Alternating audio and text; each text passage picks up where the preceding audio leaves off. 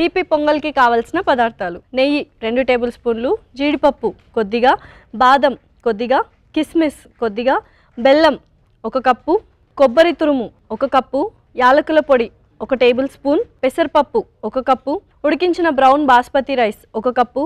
తీపి పొంగల్ తయారు చేసుకునే విధానం: ముందుగా స్టవ్ ఆన్ చేసి ప్యాన్లో నెయ్యి వేసి కరిగాక అందులో జీడిపప్పు, బాదం, కిస్మిస్ వేసి వేయించి తీసి పక్కన పెట్టుకోవాలి. ఇప్పుడు అదే ప్యాన్లో నెయ్యి, బెల్లం, బ్రౌన్ షుగర్ వేసి కరిగించుకోవాలి. ఆ తర్వాత ఇంకొక ప్యాన్లో పెసరపప్పు, నీళ్లు వేసి ఉడికించుకోవాలి. ఇప్పుడు కరిగించుకున్న బెల్లంలో యాలకుల పొడి, పచ్చి కొబ్బరి తురుము వేసి కలిపి మగ్గించుకోవాలి. తర్వాత అందులో ఉడికించిన పెసరపప్పు, ఉడికించిన బ్రౌన్ బాస్మతి రైస్ వేసి కలిపి కొద్దిసేపు మగ్గించుకున్న తర్వాత సర్వింగ్ బౌల్లోకి తీసుకొని పైనుంచి వేయించుకున్న డ్రై ఫ్రూట్స్ వేసి సర్వ్ చేసుకుంటే ఎంతో రుచికరమైన తీపి పొంగల్ రెడీ.